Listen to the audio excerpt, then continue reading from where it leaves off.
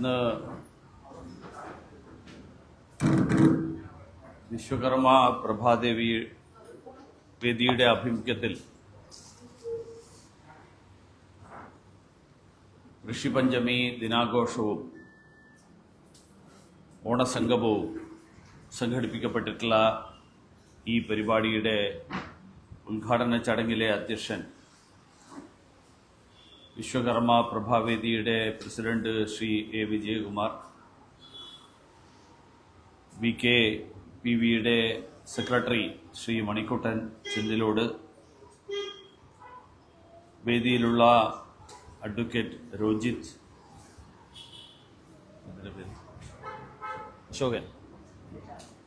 ശ്രീ അശോകൻ, മറ്റ് സദസ്സിലുള്ള ബഹുമാന്യരെ, സുഹൃത്തുക്കളെ, സഹോദരി സഹോദരന്മാരെ, എല്ലാവർക്കും നമസ്കാരം. ആദ്യമായി ഈ ഋഷിപഞ്ചമി ദിനത്തിൽ ഈ തരത്തിലുള്ള ഒരു പരിപാടി സംഘടിപ്പിച്ച വിശ്വകർമ്മ പ്രഭാവേദിയുടെ ഭാരവാഹികളെയും അതോടൊപ്പം ഈ ദിവസം ഈ ചടങ്ങിൽ സംബന്ധിക്കാൻ എത്തിച്ചേർന്നിട്ടുള്ള മുഴുവൻ ആളുകളെയും അഭിനന്ദിക്കാൻ കൂടി ഞാൻ ഈ അവസരത്തിൽ ആഗ്രഹിക്കുകയാണ്.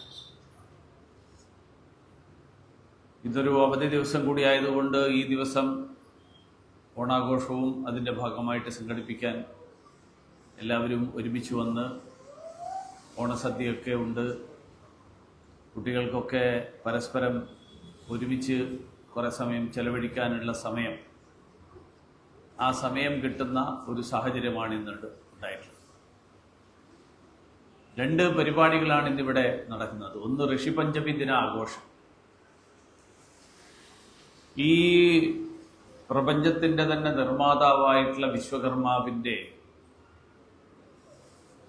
സൃഷ്ടി എന്ന് പറയാവുന്ന 5 ഋഷിമാർ, ആ 5 ഋഷിമാർ ഭൂമിയിൽ അല്ലെങ്കിൽ അവര് ഭൂജാതരായി എന്ന് വിശ്വസിക്കപ്പെടുന്ന ദിവസമാണ് ഋഷിപഞ്ചമി ദിവസം. പ്രപഞ്ചത്തിലെ വിവിധ നിർമ്മാണ പ്രവർത്തനങ്ങൾ, ആ നിർമ്മാണ പ്രവർത്തനങ്ങൾക്ക് നേതൃത്വം നൽകിയതും ആ നിർമ്മാണ പ്രവർത്തനങ്ങൾക്ക് തുടക്കം കുറിച്ചവരുമായിട്ടുള്ള ഋഷിമാരെയാണ്, അവരെ സ്മരിച്ചുകൊണ്ട് ഒരേ അവസരത്തിൽ നമ്മുടെ അറിവും ബുദ്ധിയും ഇത് രണ്ടും വളർത്തിയെടുക്കാൻ വേണ്ടിയിട്ടുള്ള ഉദ്ദേശത്തോടുകൂടിയാണ് ഈ ഋഷിമാർ വിശ്വകർമാവിന്റെ പുത്രന്മാർ എന്നും പറയപ്പെടുന്നുണ്ട്. ഈ ഋഷിമാരെ കുറിച്ച് പരാമർശിക്കപ്പെടുന്നത് ഈ അറിവും ബുദ്ധിയും തമ്മിൽ വലിയ വ്യത്യാസമുണ്ട്. കാരണം നമ്മളിന്ന് നമ്മുടെ സംസ്കാരവും നമ്മുടെ തൊഴിലും ഇത് രണ്ടും പ്രാധാന്യമുള്ളതാണ്. നമ്മൾ സാമ്പത്തികമായിട്ട് ഭൗതികമായിട്ട് ഒരു വശത്ത് പുരോഗതിയിലേക്ക് നീങ്ങുമ്പോഴും നമ്മുടെ വിശ്വാസം കാത്തുസൂക്ഷിച്ചുകൊണ്ട് സംരക്ഷിച്ചുകൊണ്ട് നീങ്ങിയാൽ മാത്രമേ നമ്മുടെ വരാനിരിക്കുന്ന തലമുറകൾ, ആ തലമുറകൾക്ക് ഈ വിശ്വകർമ്മ എന്ന് വിശേഷിപ്പിക്കപ്പെടുന്ന വിഭാഗം അത് എത്രമാത്രം മഹത്തരമായിട്ടുള്ള ഒരു കർമ്മം ചെയ്യാൻ നിശ്ചയിക്കപ്പെട്ട ആളുകളാണ് എന്നുള്ളതിന്റെ ബോധ്യമുണ്ടാവും. ദൗർഭാഗ്യവശാൽ നമ്മുടെ പുതിയ തലമുറ ഇത്തരം കാര്യങ്ങൾ മനസ്സിലാക്കാൻ, അറിയാൻ ഉള്ള അവസരം സൃഷ്ടിക്കാൻ നമുക്കും സാധിച്ചിട്ടില്ല. നമ്മുടെ ക്ഷേത്രങ്ങൾ, നമ്മുടെ ഇതുപോലെയുള്ള നിരവധി വേദികൾ, ഈ വേദികൾ പലപ്പോഴും അതിൽ മുതിർന്ന ആൾക്കാർ മാത്രം എത്തിച്ചേരുന്ന സ്ഥലങ്ങളായിട്ടാണ് മാറിക്കൊണ്ടിരിക്കുന്നത്. ഇന്ന് വളരെ സന്തോഷമുണ്ട്, ധാരാളം കുട്ടികളും അതുപോലെ യുവാക്കളും ഒക്കെ ആയിട്ടുള്ള ആളുകൾ ഈ പരിപാടിയിൽ പങ്കെടുക്കാൻ എത്തിയിട്ടുണ്ട് എന്നുള്ളത്.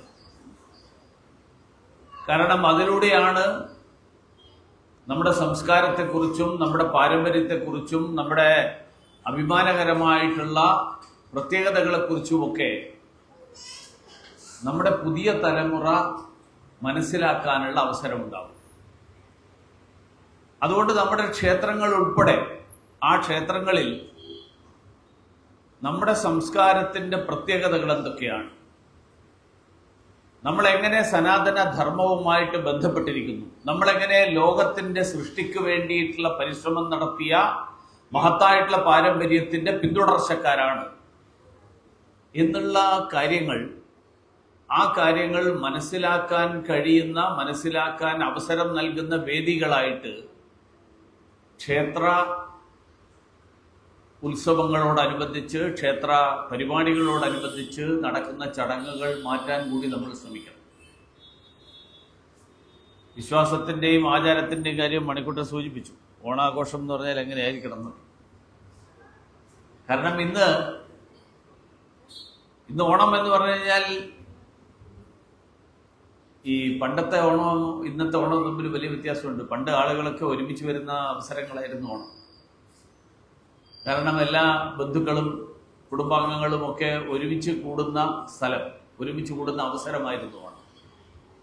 ഇന്നത്തെ കുട്ടികൾക്ക് അതിനുള്ള അവസരങ്ങളില്ല. ഇന്നത്തെ കുട്ടികൾ, ഞാൻ ഇന്നലെ ഒരു പരിപാടിയിൽ പോയപ്പോൾ, ഒരു സ്കൂളിലെ പരിപാടിയിൽ പോയപ്പോൾ ഞാൻ ഇന്നലെ പറഞ്ഞു, ഇപ്പോഴത്തെ കുട്ടികളുടെ ഓണാഘോഷം എന്ന് പറഞ്ഞാൽ പുതിയ പുതിയ റീലുകൾ ഉണ്ടാക്കലാണ് ഓണാഘോഷം.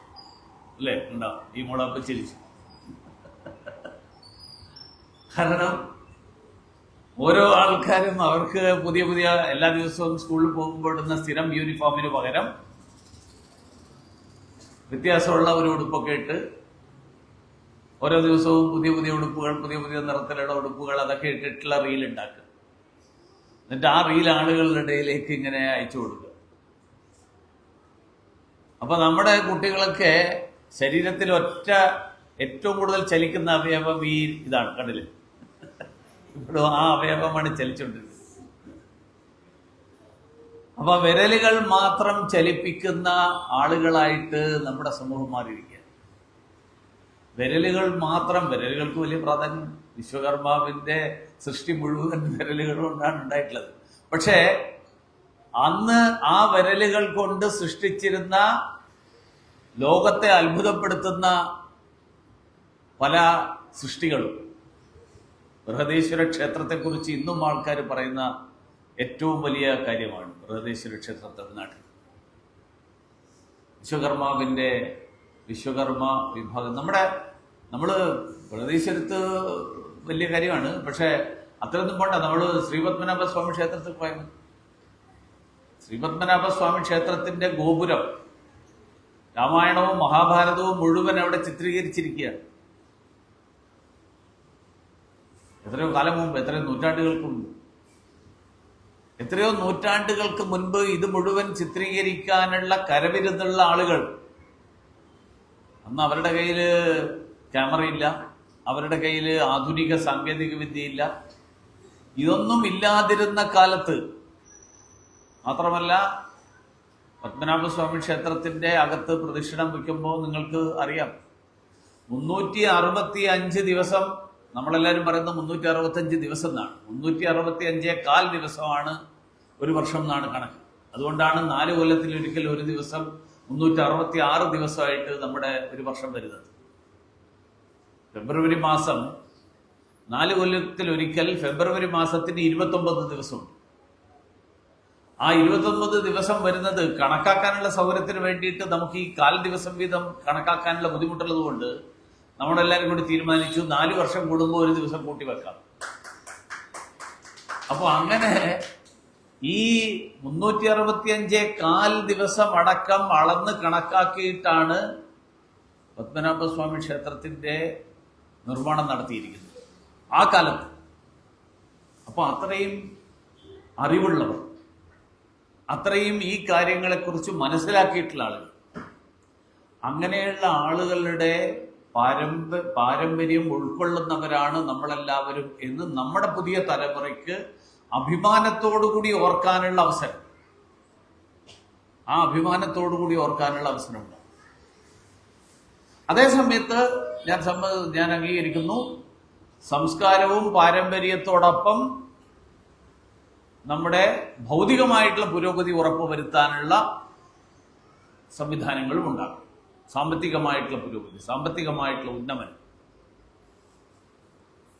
കേന്ദ്ര സർക്കാർ നിരവധി പദ്ധതികൾ ആവിഷ്കരിച്ചതിന്റെ ഭാഗമായിട്ടാണ് വിശ്വകർമ്മ യോജനയൊക്കെ തുടങ്ങിയിട്ടുള്ളത്. പക്ഷെ അതിനോടൊപ്പം തന്നെ നമ്മുടെ ഈ സംഘടനകൾ നമ്മൾ ഇതുപോലെയുള്ള പൊതുപ്രവർത്തനങ്ങൾ നടത്തുമ്പോൾ ആ പൊതുപ്രവർത്തനങ്ങളിൽ എങ്ങനെ നമ്മുടെ കൂട്ടായ്മകളിലൂടെ നമുക്ക് നമ്മുടെ സാമ്പത്തിക പുരോഗതി കൈവരിക്കാൻ സാധിക്കും. ആ സാമ്പത്തിക പുരോഗതി കൈവരിക്കുന്നതിന്റെ ഏറ്റവും അടിസ്ഥാനപരമായിട്ടുള്ള കാര്യം ഇന്ന് വിദ്യാഭ്യാസം മാത്രമല്ല. നമ്മുടെ കുട്ടികൾക്ക് വിദ്യാഭ്യാസം നൽകണം, പക്ഷെ വിദ്യാഭ്യാസത്തിനപ്പുറത്തുള്ള കഴിവുകൾ ആർജിക്കാൻ നമ്മുടെ കുട്ടികൾക്ക് അവസരങ്ങൾ നൽകണം. അതിനാണ് കേന്ദ്ര സർക്കാർ സ്കിൽ ഡെവലപ്മെന്റ് എന്ന് പറയുന്ന ഒരു പുതിയ ഒരു മേഖല, അങ്ങനെ ഒരു മേഖലയിൽ തുടക്കം കുറിച്ചിട്ടുള്ളത്. ആ സ്കിൽ ഡെവലപ്മെന്റ് ആണ് ഇന്ന് നമ്മളെ ലോകത്തിന്റെ മുന്നിൽ എത്തിക്കാൻ പോകുന്ന കാര്യം. ഇപ്പോ ബഹുമാന്യനായിട്ടുള്ള പ്രധാനമന്ത്രി കഴിഞ്ഞ ദിവസം സൂചിപ്പിച്ചു, കാരണം ഇന്ത്യയിൽ നിന്ന് അമേരിക്കയിലേക്കുള്ള കയറ്റുമതിക്ക് വലിയ തീരുവ ചുമത്താൻ പോകുന്നു. അപ്പൊ നമ്മുടെ നാട്ടിലെ കാര്യങ്ങളൊക്കെ എങ്ങനെയാവും? അദ്ദേഹം പറഞ്ഞു, നമുക്ക് ഒരു തരത്തിലും പരിഭ്രാന്തരാകേണ്ട ആവശ്യമില്ല.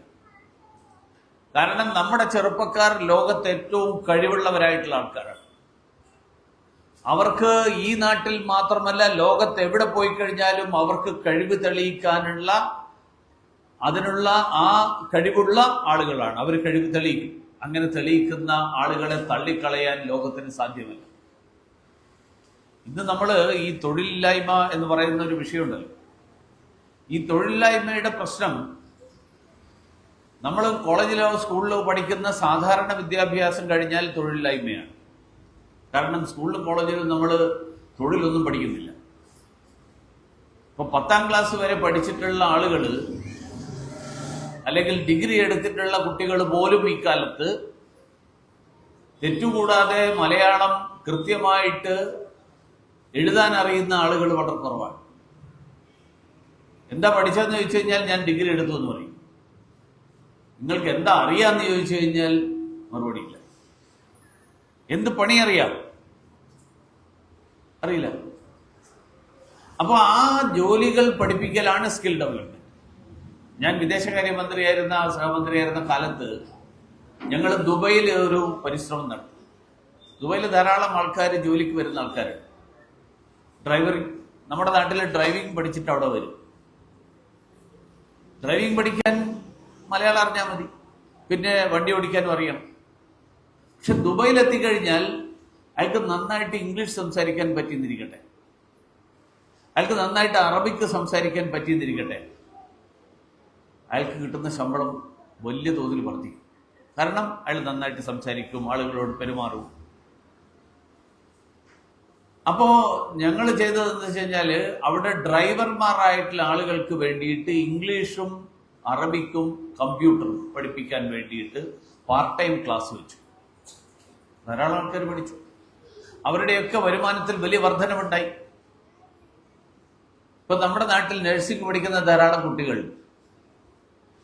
നഴ്സിംഗ് പഠിക്കുമ്പോൾ ഇംഗ്ലീഷ് പഠിക്കണം നിർബന്ധമില്ല. നഴ്സിംഗ് പഠിക്കാൻ കൂടെ നിന്നിട്ട് നഴ്സിംഗിന്റെ ജോലികൾ ചെയ്താൽ മതി. പക്ഷേ നമ്മുടെ നാട്ടില് നഴ്സിംഗ് പഠിച്ചിട്ടുള്ള ജോലികൾക്ക് ധാരാളം അവസരങ്ങളുണ്ട്. പക്ഷേ ധാരാളം വിദേശ രാജ്യങ്ങളിൽ നഴ്സിംഗ് പഠിച്ചതിന് ശേഷം അവസരങ്ങൾ വളരെ കൂടുതലാണ്. അമേരിക്കയിലും ജർമ്മനിയിലും ഇംഗ്ലണ്ടിലും ഒക്കെ ആയിരക്കണക്കിന് ഒഴിവുകൾ നഴ്സിംഗ് കഴിഞ്ഞിട്ടുള്ള ആളുകൾക്കുണ്ട്. പക്ഷേ അവിടെ ജോലി കിട്ടണമെങ്കിൽ നമ്മുടെ നഴ്സിംഗിന്റെ ഡിഗ്രി പോരാ, പകരം 2 കൊല്ലം ജോലി ചെയ്തതിന്റെ പരിചയം വേണം. അതോടൊപ്പം ഭാഷാപരമായിട്ടുള്ള പ്രാവീണ്യം വേണം. അപ്പൊ നമ്മൾ നഴ്സിംഗ് പഠിക്കുന്നതിന്റെ കൂട്ടത്തിൽ നമ്മൾ ഇംഗ്ലീഷ് പഠിപ്പിക്കാൻ, നമ്മുടെ കുട്ടികൾക്ക് ഇംഗ്ലീഷ് നന്നായിട്ട് സംസാരിക്കാൻ, നന്നായിട്ട് കൈകാര്യം ചെയ്യാൻ വേണ്ടിയിട്ട് ഒരു പ്രത്യേക കോച്ചിങ് കൊടുത്തു എന്നിരിക്കട്ടെ. ആഴ്ചയിൽ 2 ദിവസം 2 മണിക്കൂർ കൊടുത്താൽ മതി.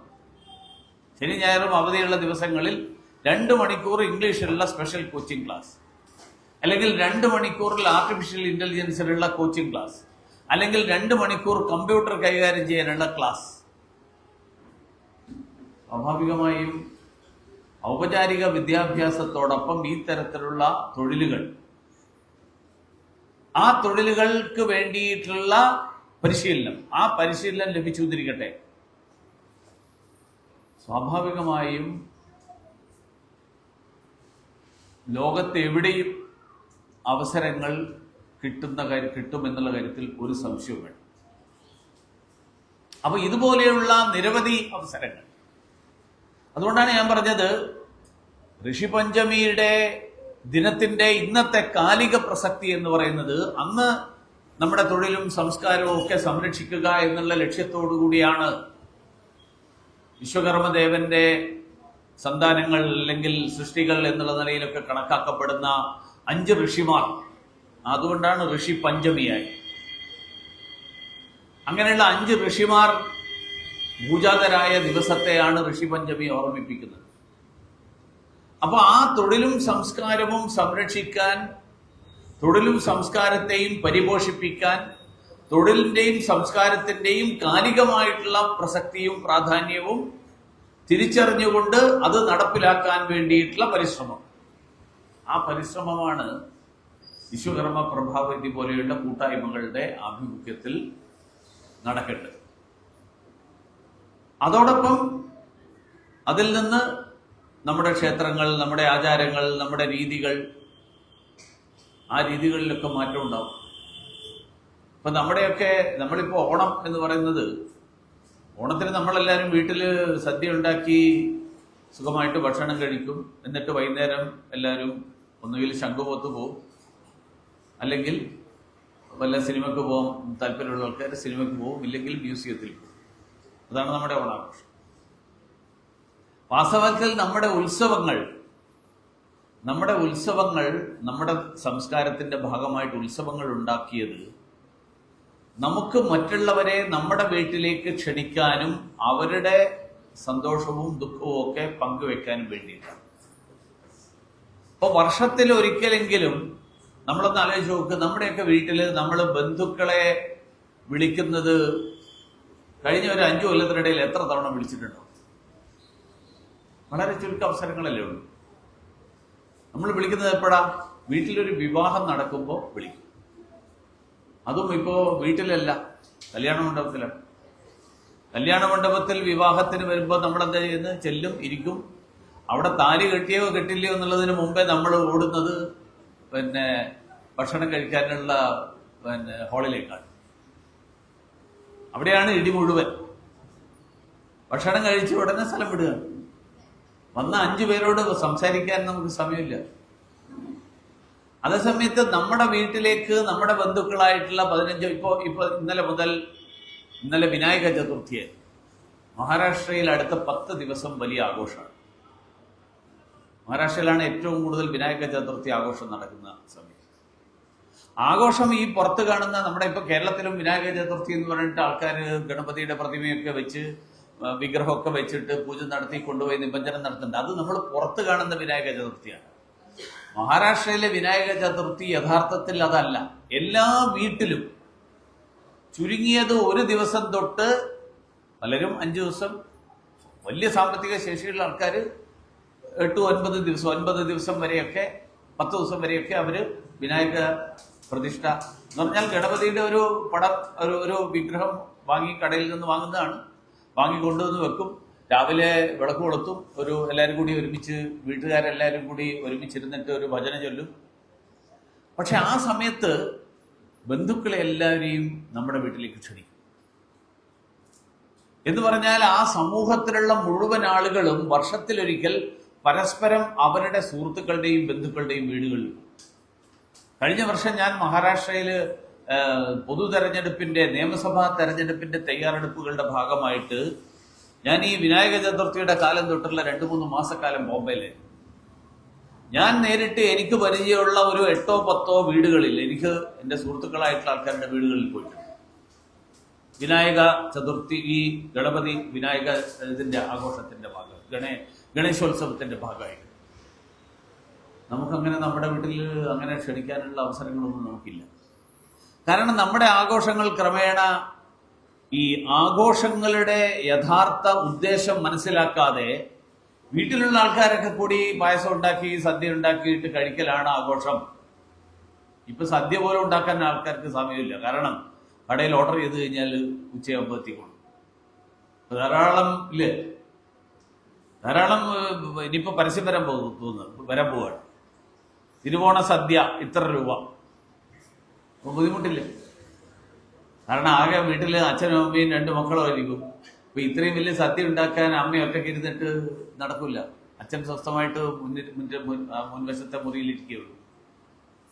പണ്ടത്തെ കാലത്ത് അങ്ങനെ ആയിരുന്നില്ല, എല്ലാവരും കൂടി ഒരുമിച്ചാണ് ഉണ്ടായിരുന്നത്. അതുകൊണ്ട് പണ്ടത്തെ കാലത്ത് ഉത്രാട ദിവസം വൈകുന്നേരം സന്ധ്യക്ക് കൊളുത്തുന്ന വിളക്ക് തിരുവോണ സദ്യ കഴിഞ്ഞിട്ടേ അണക്കുമായിരുന്നു. പഴയ ആളുകൾക്ക് ഓർമ്മയുണ്ടെങ്കിൽ, ഈ അമ്മമാർക്കൊക്കെ ഓർമ്മയുണ്ടെങ്കിൽ അറിയാൻ. കാരണം അന്നത്തെ കാലത്ത് ആ വിളക്കിന്റെ വെളിച്ചത്തിലാണ് രാത്രി കറിക്കരിയുന്നത്. കാരണം വേറെ വിളക്കൊന്നും അന്നത്തെ കാലത്തില്ല. അതുകൊണ്ടാണ് അത് അണക്കാതിരുന്നത്. അല്ലാതെ അതിന് ആചാരം പിന്നീട് അത് ആചാരമായി. നമ്മുടെ ആചാരങ്ങൾക്കൊക്കെ ഒരു ശാസ്ത്രീയമായിട്ടുള്ള പശ്ചാത്തലമുണ്ട്, ഒരു കാരണം. ആ കാരണം കൊണ്ടാണ് അത് പിന്നീട് ആ കാരണം പറഞ്ഞ ആൾക്കാർ വിശ്വസിക്കില്ല. അതുകൊണ്ട് അത് ആചാരമാക്കി നമ്മുടെ ആൾക്കാർ. അമ്പലത്തിൽ പോകുമ്പോൾ കുളിച്ച് ഈറനോട് കൂടി പോകണം എന്ന് പറയുന്നതിന്റെ അർത്ഥം എന്താ? ശരീരത്തിന്റെ ചൂട് വലിച്ചെടുക്കാൻ ഈറനുള്ള വസ്ത്രം, നനഞ്ഞ വസ്ത്രം ധരിച്ചു പോകുന്നത് നല്ലതാണ്. അതുകൊണ്ട് അമ്പലത്തിൽ കുളത്തിൽ മുങ്ങണം. ആ ഈറനെടുത്ത വസ്ത്രത്തോടുകൂടി അമ്പലത്തിൽ പോയി തൊഴണം. നനഞ്ഞ തുണി ഉടുക്കാതെ അമ്പലത്തിൽ പോയാൽ കുഴപ്പമൊന്നും ഉണ്ടായിട്ടത് തോന്നില്ല. പക്ഷെ നമ്മുടെ ശരീരത്തിന്റെ ചൂട് വലിച്ചെടുക്കാൻ നല്ലതാണ്. അപ്പൊ ഇതുപോലെയുള്ള നിരവധി കാര്യങ്ങൾ. അപ്പൊ അങ്ങനെയാണ് ഓണത്തിന്റെ ആഘോഷത്തിന്, ഉത്രാടത്തിന് സന്ധ്യക്ക് കൊളുത്തുന്ന നിലവിളക്ക് പിറ്റേ ദിവസം രാവിലെ ഉച്ചയ്ക്ക് സദ്യ ഉണ്ടിട്ടേ ഉള്ളൂ. മാത്രമല്ല തിരുവോണ നാളിന്റെ ദിവസം രാവിലെ പല വീടുകളിലും ബ്രേക്ക്ഫാസ്റ്റ് എന്ന് പറയുന്ന പരിപാടിയില്ല. കാരണം എന്താ വെച്ച് കഴിഞ്ഞാൽ വീട്ടിലെ സ്ത്രീകളെല്ലാവരും ഉച്ചക്കത്തെ സദ്യക്ക് തയ്യാറെടുപ്പ് നടത്തുന്ന സമയമായിരിക്കും. അപ്പോൾ രാവിലെ വേറെ ഇഡ്ഡലിയും ദോശയും ഒന്നും ഉണ്ടാക്കാനുള്ള സമയമില്ല. അതുകൊണ്ട് വല്ല ഉപ്പേരിയും ഇതൊക്കെ കഴിച്ചിട്ട്, പപ്പടമൊക്കെ കഴിച്ചിട്ട് വേണം രാവിലത്തെ ബ്രേക്ക്ഫാസ്റ്റ്. അപ്പൊ 12 മണിയോടുകൂടി സദ്യ കഴിയും. അപ്പൊ ഇങ്ങനെയുള്ള പല ആചാരങ്ങൾ, പല രീതികൾ. അന്നത്തെ കാലം പോലെയല്ല ഇന്ന് ആൾക്കാർ വളരെ കുറഞ്ഞു. പക്ഷെ എങ്കിൽ പോലും നമുക്ക് ഈ ആഘോഷങ്ങൾ, ഇന്നിപ്പോ നിങ്ങളെല്ലാവരും ഇവിടെ ഒരുമിച്ച് വരുന്നു, ഉച്ചവരെ ഒരുമിച്ച് കാണും, സംസാരിക്കും, പരസ്പരം അറിയും. ഇത് നമുക്ക് പൊതുസ്ഥലത്ത് ഒരുമിച്ച് വരുന്നതോടൊപ്പം നമ്മുടെ വീടുകളിലേക്ക് വർഷത്തിൽ ഒരിക്കലെങ്കിലും ഏതെങ്കിലും ഒരു അവസരത്തിൽ, ഇപ്പോ കർക്കിടക മാസത്തിൽ പല സ്ഥലത്തും രാമായണ പാരായണം നടക്കുന്നുണ്ട്. രാമായണ പാരായണത്തിന്റെ ഉദ്ദേശം രാമായണം വായിക്കാം. പക്ഷെ അതോടൊപ്പം എല്ലാവരും വരുന്നു, ഒരു ചായ കുടിച്ചു, പിരിഞ്ഞു, അപ്പോൾ തമ്മിൽ പരസ്പരം കണ്ടു, സംസാരിച്ചു. പല വീടുകളിലാണ് ഓരോ ദിവസം രാമായണം വായന നടക്കുന്നത്. അപ്പൊ സമൂഹത്തെ ഒരുമിപ്പിക്കുക, അതാണ് ഉത്സവങ്ങളുടെയും ആഘോഷങ്ങളുടെയും ആത്യന്തികമായിട്ടുള്ള ലക്ഷ്യം. അതുകൊണ്ട് ആ ഉത്സവങ്ങൾ, ഓണാഘോഷം എന്ന് പറയുമ്പോൾ സമൂഹത്തെ ഒരുമിപ്പിക്കുന്ന ഒരു അവസരമാക്കിയിട്ട് ഈ തരത്തിൽ ഒരുമിച്ച് വരുന്ന, ഇന്നലെ ഞാനൊരു സ്കൂളിൽ പോയപ്പോൾ ആ സ്കൂളിൽ കുട്ടികളെല്ലാവരും ഓണാഘോഷമായിരുന്നു. പക്ഷേ സദ്യ അവിടെ ഉണ്ടാക്കുകയായിരുന്നില്ല. ഓരോ കുട്ടിയും എന്തെങ്കിലും ഒരു സാധനം കൊണ്ടുവരണം. 4 പേരോട് പറഞ്ഞു നീ അവിയൽ കൊണ്ടുവരണം, 2 പേരോട് പറഞ്ഞു നീ അച്ചാർ കൊണ്ടുവരണം, 4 പേരോട് പറഞ്ഞു നീ ചോറ് കൊണ്ടുവരണം, വേറെ 3 പേരോട് പറഞ്ഞു നീ സാമ്പാർ കൊണ്ടുവരണം. അങ്ങനെ എല്ലാവരും കൊണ്ടുവന്നിട്ട് അവരെല്ലാവരും കൂടി, അമ്മമാരും കുട്ടികളും എല്ലാവരും കൂടിയിട്ട് ഓണസദ്യ. അപ്പൊ എന്ന് വെച്ചാൽ ഒരു കൂട്ടായ്മയുടെ അന്തരീക്ഷം വന്നു, ഒരു ഒത്തൊരുമയുടെ അന്തരീക്ഷം വന്നു. അപ്പൊ ഈ രീതിയിലുള്ള ഒരു ആഘോഷത്തിലേക്ക്, ആഘോഷത്തിന്റെ അന്തസത്ത ചോരാതെ, ആചാരങ്ങളുടെ അന്തസത്ത ചോരാതെ, ആചാരങ്ങളുടെ അന്തസത്ത ചോർന്നു പോയി കഴിഞ്ഞാൽ അത് അന്ധവിശ്വാസം. അതുകൊണ്ട് ആചാരം എന്തിനു വേണ്ടിയാണ് എന്ന് മനസ്സിലാക്കി ശാസ്ത്രീയമായിട്ട് ആ ആചാരം അനുഷ്ഠിക്കാൻ സാധിച്ചു എന്നിരിക്കട്ടെ. ആ ആചാരത്തിന്റെ പിന്നിലുള്ള ശാസ്ത്രീയത മനസ്സിലാക്കിക്കൊണ്ട് ചെയ്തു കഴിഞ്ഞാൽ ആ ആചാരത്തിന് കാലികമായിട്ട് മാറ്റം വരുത്തണമെങ്കിൽ മാറ്റം വരുത്താം. കാലികമായിട്ട് അന്നത്തെ കാലത്തുള്ള ഇത് ഇന്നത്തെ കാലത്ത് പ്രസക്തമല്ല എന്നിരിക്കട്ടെ, അത് നടക്കും.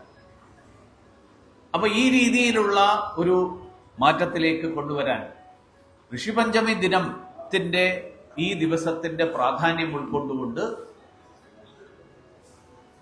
ഒരു മഹത്തായിട്ടുള്ള പാരമ്പര്യത്തിൻ്റെ, മഹത്തായിട്ടുള്ള സംസ്കാരത്തിൻ്റെ, ആ സംസ്കാരത്തിൻ്റെ പിന്തുടർച്ചക്കാരാണ് നമ്മളെല്ലാവരും എന്നുള്ള അഭിമാനബോധം നമ്മുടെ യുവതലമുറയിൽ വളർത്തിയെടുക്കാൻ ഉതകുന്ന തരത്തിൽ നമുക്ക് തുടർന്നുള്ള പ്രവർത്തനങ്ങൾ സംഘടിപ്പിക്കാൻ സാധിക്കട്ടെ എന്ന് ആശംസിച്ചുകൊണ്ട് എല്ലാവർക്കും ഇന്നത്തെ ഈ ദിവസത്തിൻ്റെ ഋഷിപഞ്ചമി ദിനത്തിൻ്റെ ആശംസകളും അതോടൊപ്പം മുൻകൂറായി ഓണാശംസകളും നേരുന്നു. എല്ലാവർക്കും നമസ്കാരം.